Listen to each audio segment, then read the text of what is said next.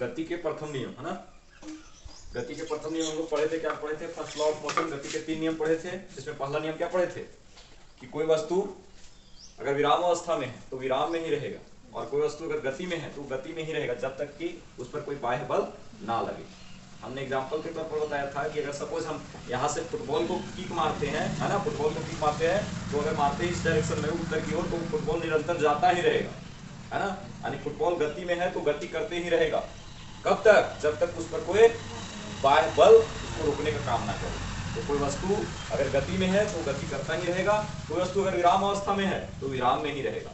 जैसे फुटबॉल की बात कर रहे हैं तो फुटबॉल को किक मारेंगे तो अभी मान लीजिए इधर उत्तर की साइड किक किए तो फुटबॉल बढ़ते बढ़ते एक समय आएगा कि फुटबॉल इधर से हमारे पास पहुंच जाएगा। लेकिन ऐसा नहीं होता है, ऐसा नहीं होता है। क्यों? क्योंकि फुटबॉल को बीच में कोई रोक देता है।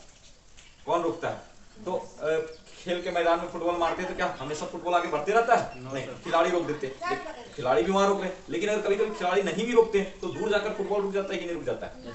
क्रिकेट का बॉल अगर जाता है तो दूर जाकर रुक जाता है कि नहीं रुक जाता है? तो कौन रोक देता है उसे? घर्षण बल रोक देता है। पृथ्वी के पास जो घर्षण बल है वो घर्षण बल रोक देता है, प्लस में जो हवा है वो भी रोकने का काम करता है। तो गति का फर्स्ट लॉ ऑफ मोशन यही कहता है कि प्रत्येक वस्तु जिस अवस्था में रहे, चाहे विराम अवस्था में रहे तो विराम में ही रहना चाहता है, और गति में है तो गति करते ही रहना चाहता है जब तक कि उस पर बाह्य बल ना लगे। ठीक है, ये गति का प्रथम नियम है। इसे जड़त्व के नियम के नाम से भी जानते हैं। किस नियम के नाम से? जड़त्व के नियम के नाम से भी जानते हैं, जड़त्व के नियम के नाम से जानते हैं। तो किस गति के किस नियम को जड़त्व का नियम भी कहा जाता है?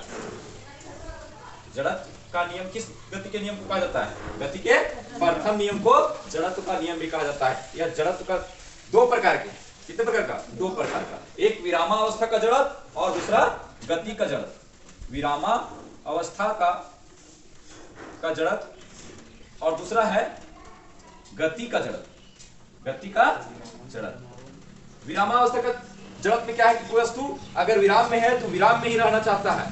कब तक? जब तक उस पर बाह्य बल ना लगे। जैसे हमने एग्जांपल बताया था कि एक पर्दा है, उस पर धूल लगा हुआ है, तो धूल विराम कर रहा है पर्दा के ऊपर। जो ही हम डंडे से पिटाई करते हैं उस आपको पर्दे को, पर्दा तो आगे जाना चाहता है परंतु डस्ट वहीं रहता है जिसके कारण से धूल निकल जाता है। दूसरा हमने बताया था कि पेड़ में पत्तियां लगी हुई हैं, हवाएं जब चलने लगती है तो क्या होता है? जोर से चलने लगती है हवाएं तो पेड़ आगे पीछे मूव करना चाहता है, आगे पीछे होना चाहता है, परंतु पत्तियां वहीं स्थिर रहना चाहती है, जिस कारण से क्या होता है? वहां पर एक तकरार पैदा होता है, पत्तियां टूट के गिर जाती है। उसी प्रकार पेड़ में जो फल होता है वो पेड़ के डाली से लगे रहना चाहता है, परंतु जब डाली हिलता है इधर उधर, है ना, तो वहां पर भी एक बल लग जाता है जिसके कारण टूट जाता है। तो फल जो है वो विराम करना चाहता है वहां पर, है ना, परंतु जब पेड़ गति करता है, बाएं दाएं होता है, तो वहां फल क्या होता है? टूट जाता है। ये तो किसका उदाहरण बताए? विरामावस्था का जड़त्व का।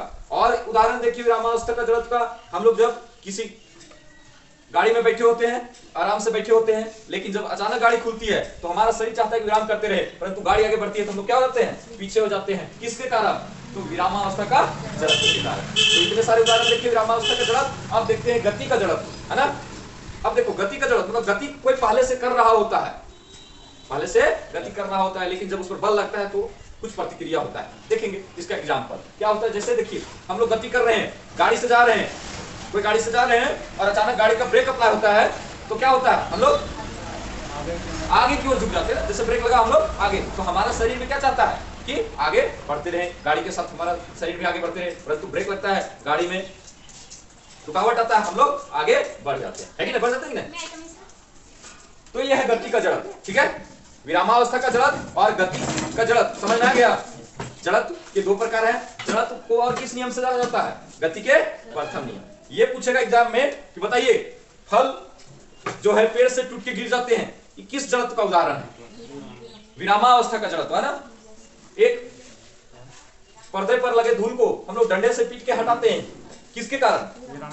विरामावस्था। जब हम गाड़ी से सफर कर रहे होते हैं और अचानक ब्रेक लगता है तो हम लोग आगे की ओर झुक जाते हैं, गति के जड़त्व। और ये सब गति का जड़त्व हो या विरामावस्था का जड़त्व किसके अंतर्गत आता है? गति के प्रथम नियम के। ठीक है, समझ में आ गया? कोई दिक्कत किन्हीं को? नहीं। तो इसको याद रखेंगे, ठीक है। फर्स्ट लॉ ऑफ मोशन को, गति के प्रथम नियम को इसको याद रखेंगे।